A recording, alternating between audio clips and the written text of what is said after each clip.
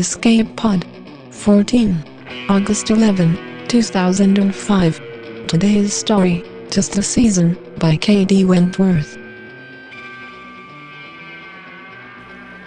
Hello, welcome to Escape Pod. I'm Steve Ely, and I'm starting to feel the itch again. I'm sure some of you will take that very creatively. I'm talking about the writing itch. I'm a fiction writer too, and I don't think it's boasting to say that I'm a competent one, although my volume is way too low. I've got a few nice anthology sales, and some other short stories slowly drifting around the pro markets. And I have a novel in submission at one of the major New York publishers. It's been in a holding pattern there for nearly a year, and I'm thinking it's about time to start waving some flags about it. Meanwhile, I've been making the agent rounds. By the way, if anyone listening to this is a literary agent interested in a high-action young adult fantasy novel about good versus good, drop me a line. I'd love to talk to you. And please skip ahead about 2 minutes so you miss the bad stuff I'm about to confess to. You know what they always say? Once a novel's in the mail, that's the day to start working on your next novel. And I did that, with enthusiasm. I got halfway through the first draft of the sequel, and I started developing a science fiction project that's far more ambitious. But that was all in 2004. This year, I wrote one short story, and I've taken some notes for those 2 novel projects. That's not so good. It's not that I haven't been creative at all.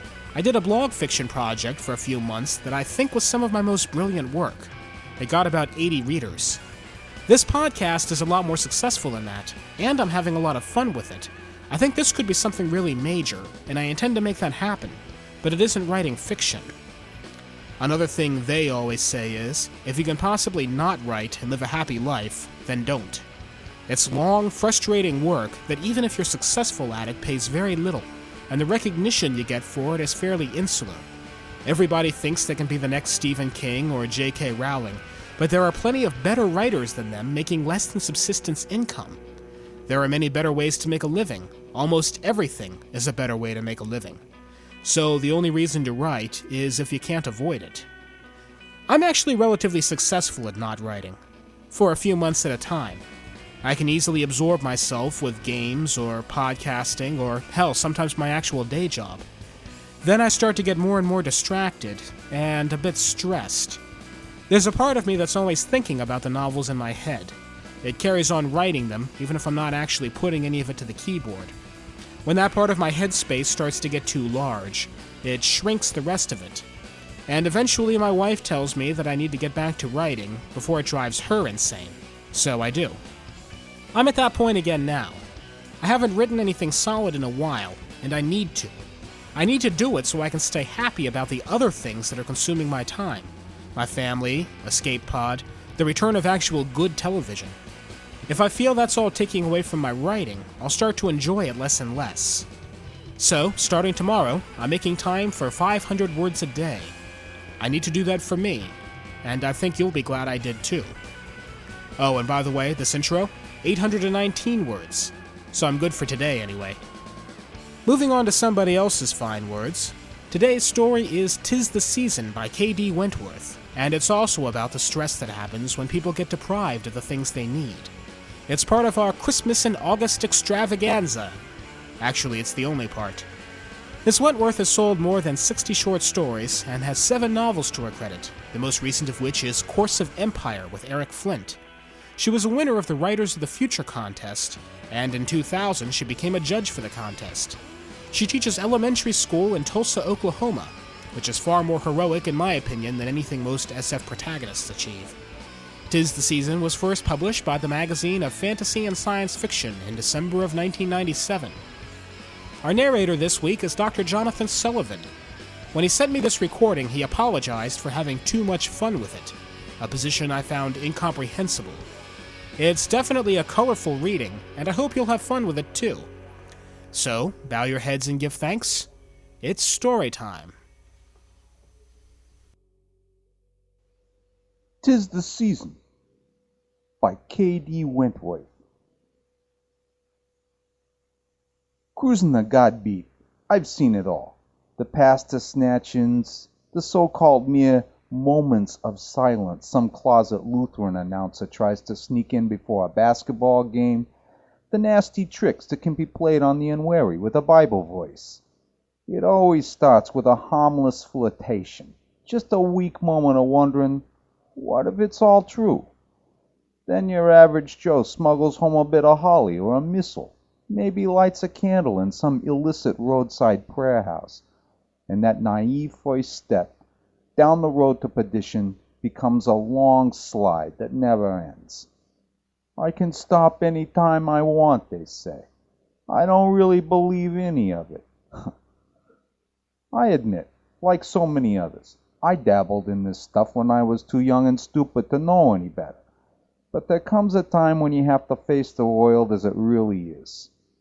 The boys in Washington can legislate against this stuff all they want, but we'll never be free of it until we stamp out that spineless craving for absolution and the other world. It was Christmas Eve, and that nasty, strung-out feeling of anticipation clouded the air like a cheap deodorizer. I hate Christmas the most. All that insincere, pious yap about peace on earth, goodwill towards men. I was cruising down the expressway, on my way back from dismantling an illegal manger scene someone had erected at the river park, keeping an eye out for graffiti, you know. Where will you spend eternity? Or Buddha lives. That kind of crap. Spray painted on underpasses, right where impressionable schoolchildren could see it. The last rays of the setting sun were painting the highway a faint rose when I spotted a broken down van with the metal outline of a stylized fish just above the back bumper. The short hairs crawled up the back of my neck. Them fish guys had been some of my worst busts. As I passed the van, I noted several scantily clad young skites peering forlornly under the raised hood. So I slowed down and called into headquarters. I got a live one here, maroon Chevrolet van, license number Ida Harry William 155. It has that fish thing on the bumper and some boxes in the back under a top. Static crackled. Computer says it's clean, the dispatcher said after a moment. But you watch your butt, Al. We've had sporadic reports of caroling over north of Greenwood, and most of the units in your area are tied up. Roger, will do. I clicked off with a sigh, then swung my unit across the median and switched on my flashes. The two squirts looked up, and their faces broke into relieved smiles. Neither of them wore a coat, although the temperature had been steadily dropping all day. The younger of the two, a creamy-skinned brunette with legs that just wouldn't quit, raised her arms over her head and waved at me. "Over here, officer!" The air was damn cold as I crossed the median, one hand on my gun, just in case they wasn't the innocents they appeared to be. My breath turned to white fog, and I immediately started shivering. "What's the problem here, ladies?" The brunette pouted. I noticed she had a dimple in her chin. She couldn't have been more than 17. "The engine died, I think. At least it won't go, and we're not out of gas." She gestured at the raised hood. "Would you take a look? My dad's gonna kill me if I don't get home in time to do my algebra homework." I pushed my hat back and fought to keep my teeth from chattering. Sure thing." I edged along the van as the traffic whizzed past, inches away, eyeing the boxes crammed into the back of the van. A bit of gold-fringed white cloth hung out of one. It looked familiar, I thought. Kind of like a fancy tablecloth my mom used to have. Or maybe an altar cloth? I kept my cool as I reached the front of the van. "Did you try—" I turned back just in time to see this mondo crucifix descend toward my skull. I ducked, but not fast enough. Then a galaxy of lights, all different colors, exploded behind my eyes. I don't remember reaching the pavement. "You didn't hit him hard enough," a teeny female voice complained from far off. Africa, maybe, or Mars. "He's still breathing." "We want him to breathe, stupid," another female answered. "How else is Father Lenny gonna baptize him?" Alarm seeped through my fogged head. I considered opening my eyes, but I couldn't seem to find them. My mouth tasted like the weed-choked bottom of one of them government-protected wetlands. He could just give him last rites instead. What good would that do? Asked the second voice, which had a huskier, more contralto quality. An altar boy is supposed to receive all 7 sacraments. Well, at least 6, I guess, if he's going to get into heaven. I guess he don't need to get married if he takes holy orders. Holy orders. I tried to protest, but only a groan succeeded in making it past my lips. See, the second voice said triumphantly, he's fine. A small hand tilted my chin from side to side, and bright red rockets exploded at the base of my skull. Welcome back to the land of the living, altar boy. My eyelids popped open. I stared up through a crimson haze at a face surrounded with black over white, either a woman or the biggest damn penguin I ever saw. What? Midnight Mass is in 10 minutes. You better look sharp, or Father Lenny's gonna have your ass. You'll be on your knees saying Hail Marys until 1/2 Easter. Now, Sister Prudence, another female voice said, don't scare this poor toad to death, not before he gets himself baptized, anyway.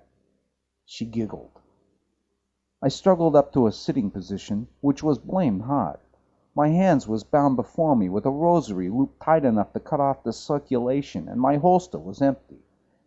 Damned if they wasn't nuns. I should have known better. The fish icon was just a decoy to sucker me in. If I'd had any inkling I was dealing with the Pope's crew, I would have hauled my piece out and called for backup, carolers or no carolers. These jokers have got a real deadly sense of organization. They had dumped me in a badly lit warehouse of some sort, crates piled up to the ceiling, and me sitting there with my back propped up against a forklift. The chill from the concrete floor had numbed my legs, and I could still see my breath. There was a hint of communion wine in the air as I tugged at the rosary. The damned beads just bit deeper into my swelling wrists. Sister Prudence patted me on the cheek, then dug a nail file out of her backpack and went to work on her black lacquer nails. Each one featured a different station of the cross. Real hardcore stuff. I began to sweat in earnest. She filed the edges delicately. Now, all you gotta do is follow Father Lenny down the aisle and light the candles when he says. No big deal. You can do that much even with your hands tied. I tried to remember all my training sessions for hostage negotiation, but my throbbing head felt like it had been stuffed with soggy communion wafers. You ain't gonna get away with this, I said. I radioed headquarters my 20 before I... You're 20? The other nun asked. She reached up and tucked a bright pink lock of hair under her starched black and white headdress. My location. A twitch began under my right eye. And I called in your tag number, too. They ought to be here in about 10 seconds. Oh, that, Sister Prudence dimpled. Sister Charity steals us a new tag every day. Sister Charity, she of the pink hair, winked. Hey, the big guy helps those who help themselves. She shook out a white circle of cloth with a hole cut in the middle. Here, put your head through this. I ducked back out of reach. What is it? It's your surplice, stupid, she said airily. All altar boys wear them. I ain't no goddamn... Well, what do we have here, sisters? A scratchy male voice on the leading edge of maturity inquired. A sinner in need of some redemption? You betcha, Father, the two nuns said in unison. They thrust their hands inside their wide sleeves and inclined their heads to this pimple-faced dude, all in black, complete with a high black collar and the biggest crucifix I'd ever seen, resting on his concave chest. He had to be all of 15.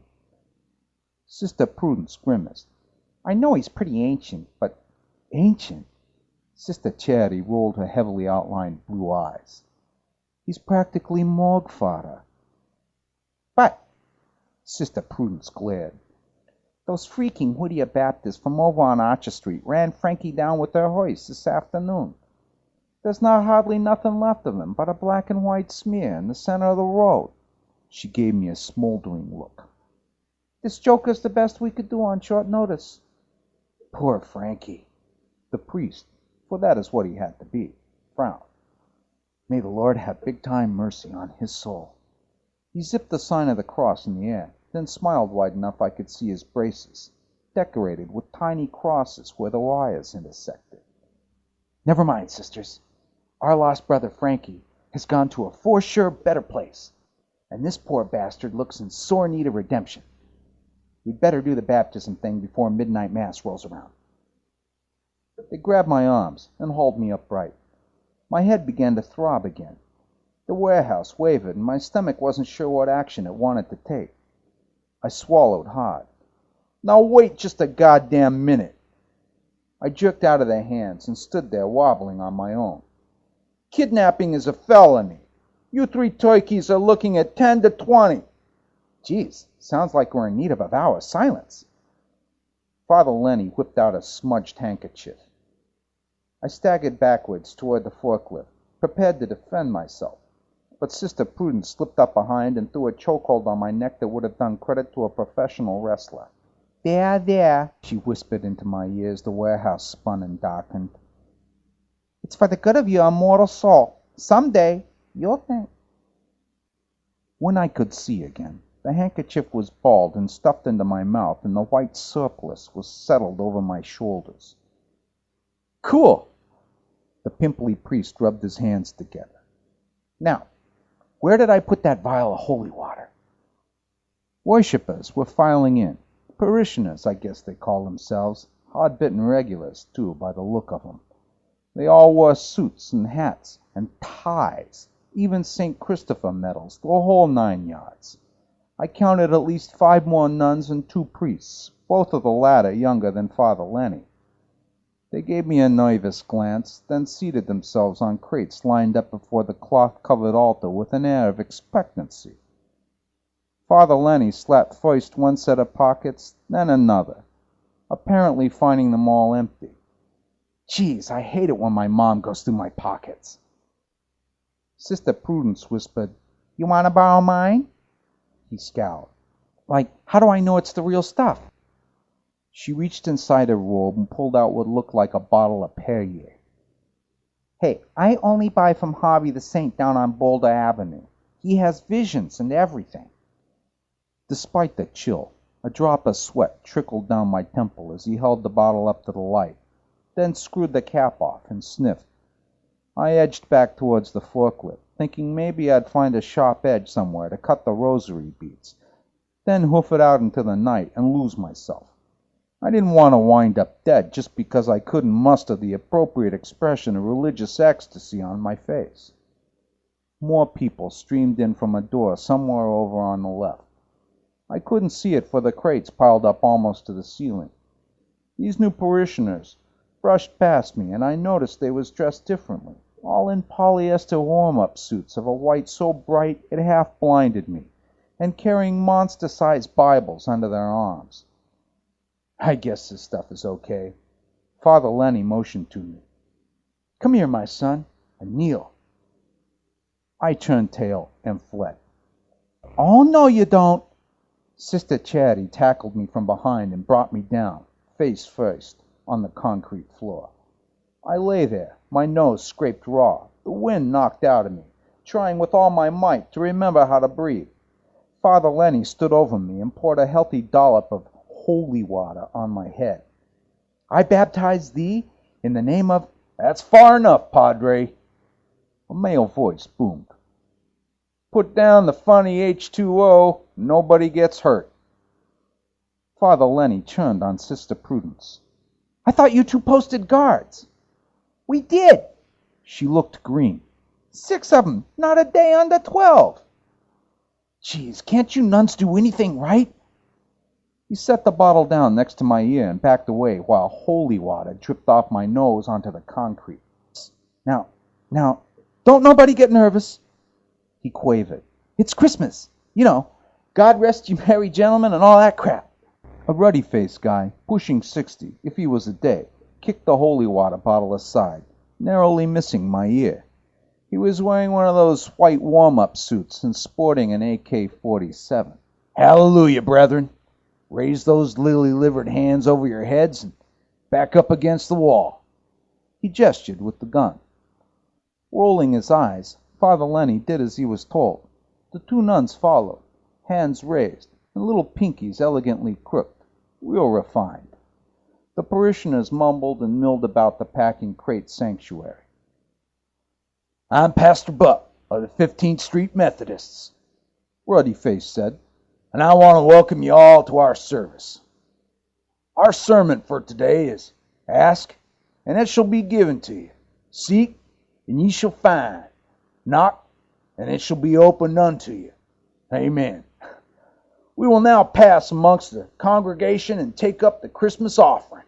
He winked at a silver-haired granny who flashed her dentures in a truly chilling barracuda smile, then handed a bronze tray out from under her warm-up jacket and proceeded to shake down the newly formed congregation.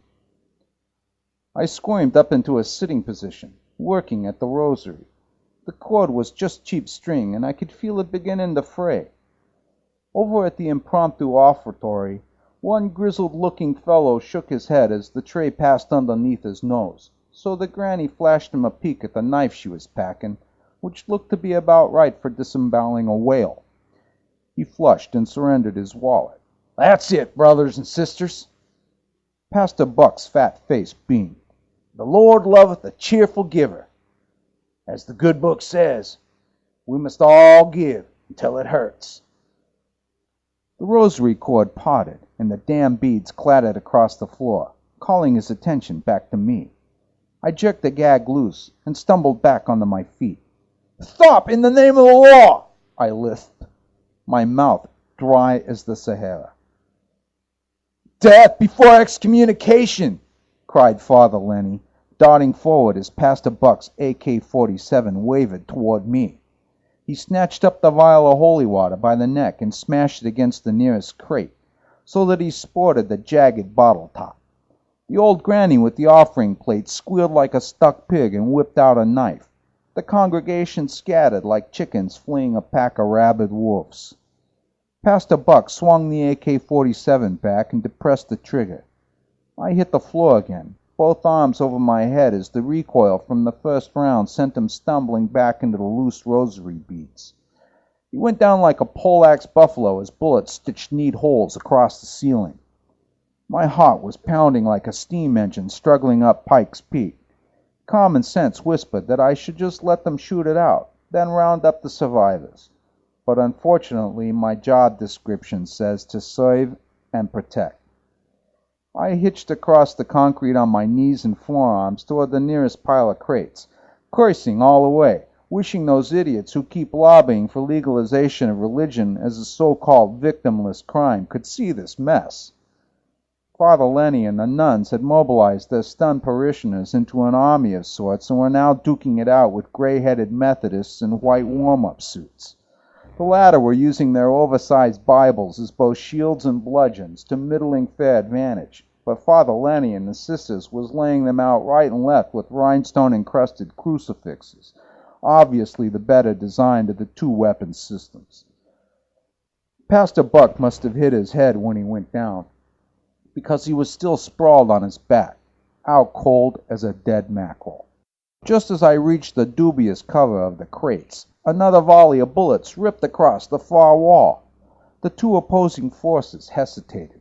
I couldn't see the doorway, but I heard a calm male voice say, "Now that I have your most excellent attention, can anyone here tell me what is the sound of a one-hand clapping?" Shit! I pressed my back against the crates. Not a Zen Buddhist, anything but that. They roamed the city alone rather than groups, but each one of them was crazy as the proverbial bedbug. The two rival gangs dropped their Bibles and their crucifixes, then backed away, dragging their wounded along with them. I heard bare feet slap across the warehouse floor. "No answers? My, but you are a dull rat, aren't you?" the bemused voice commented. I'll give you one more chance before I speed you all on your way to Nirvana. When the many are reduced to the one, to what is the one reduced? Despite the gravity of the situation, Father Lenny snickered. Peanut butter? The Zen master came into view. He wore a saffron robe, dropped stylishly off one bare shoulder, and his shaved pate had been polished to the reflectiveness of fine marble. He shook his head gently with an expression of profound regret. I am sorry to say, that answer shows you to be a woeful waste of resources in this world of ever-diminishing supply. He took aim at Father Lenny's head. May you achieve a much higher state of enlightenment in your next incarnation. Father Lenny hit the ground and rolled, his pimply face gone the same pasty gray of the concrete. The Luger spat a line of bullets that chipped through the wood. Act without thinking. The Zen master smiled beatifically. Work without effort. Surely you understand that much. I heaved to my feet and dragged a hand across my sweating forehead. What happens to the hold when the cheese is gone? He turned in my direction and bowed, his gaze fixed upon my face. Nice, he murmured as he straightened. I thought that no one here had the wit to spar with me. He cocked his shaved head so that the overhead lights danced across its surface. His eyes glittered with amusement. Shall we say, a winner take all? I nodded tersely, though I doubted, despite my misspent youth, that I could take him in a Zen Koan duel. It had been a real long time since I had tried my best to forget all of that, but I had no choice but to try, or we were all dead meat. I straightened my shoulders. What is the color of the wind? He smiled. What is your original face before your mother and father were born? Ho. My mind went blank. My hands clutched vainly at empty air. What is... Sensing blood, my opponent advanced upon me. Triumph bright in the confident set of his face. Say one word with your mouth shut. I fished in my memory for every day I'd ever spent on a street corner with my begging bowl, the feel of saffron silk on my naked skin, bare feet walking the icy pavement in the middle of the winter, all the long-buried sensations I thought I'd put away forever. Every exit is an entry somewhere else. Breathing heavily, I stood my ground. Behind him, I saw the hostages creeping out the door. Another koan or two, and then I would be free to deal with this miscreant on my own. For the first time, he was forced to fumble through his own repertoire and no longer looked quite so confident. Over his shoulder, I saw Father Lenny and the nuns drag two of their fallen comrades out the open door. At least half of the Methodists had already made their escape. The Zen master sucked in his breath with a pleased gasp. If you cannot find the truth right where you are, where else do you expect to find it? Solidly back in my court again. I winced and dredged my failing memory for yet another round. When the student... The loud clink of a dropped crucifix broke my train of thought. I began again, hoping to distract my opponent. When the student is... The Zen master's head turned just in time to see the last of the parishioners and Methodists scamper out the door. Cheat! He spat at me, then dashed outside and took aim. I seized his shoulder and spun him around to meet a solid right-hand punch to the nose. He wilted to the frozen ground and the Luger went clattering across the parking lot. Father Lenny boosted Sister Charity into the maroon van, then hesitated. You know, I think you got yourself a real serious calling there. Are you sure you don't want to take holy orders? He gave me a big thumbs-up sign, then clambered into the driver's seat and screeched away. There was no sign of the Methodists or my squad car. I sagged back against the corrugated iron of the warehouse and closed my eyes. Man, I told myself, I'm getting too old for this stuff. I gotta get a different assignment. Returning inside, I tied my defeated opponent with strips of altar cloth, then grabbed a handful of stale communion wafers to munch while I searched for a phone. By the time I found my unit, it had been painted with all the verses of Old Little Town of Bethlehem, and would be out of service at the division repair shop until the new coat of paint dried. So dispatch stuck me with old Joe Fusco, who's close to retirement and only answers silent alarms these days. I sit in the passenger seat as we speed toward another electronic hiccup, or some old dame who can't punch in her password fast enough, and I can't get it out of my mind. What is the sound of one hand clapping? A bead of cold sweat runs down my neck and my hands shake. I knot them together and go over all the stuff I learned in rehab when I came off the streets and churned in my begging bowl. One day at a time, as they say. One day at a time.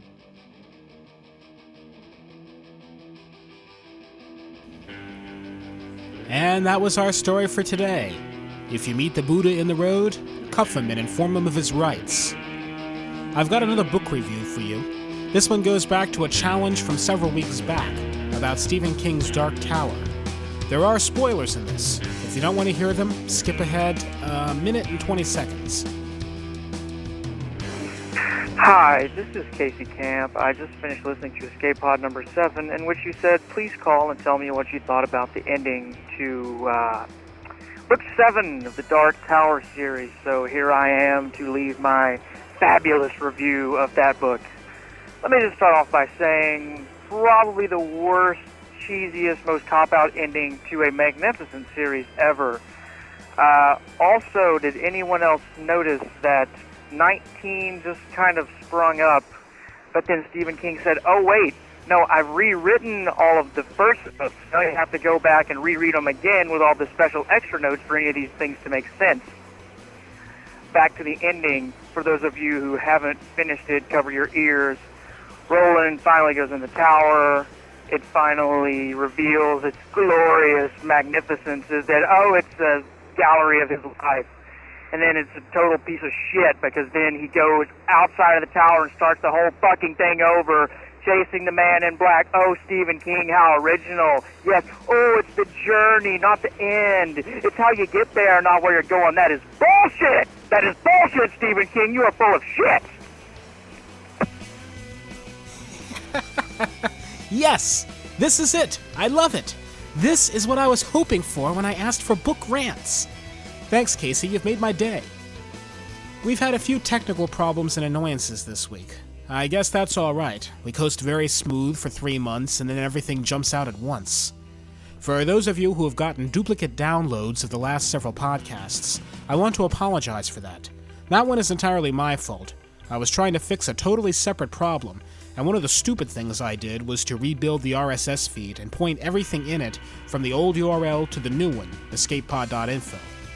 This, I discovered too late, causes many programs to think that all of the items in the feed are totally new.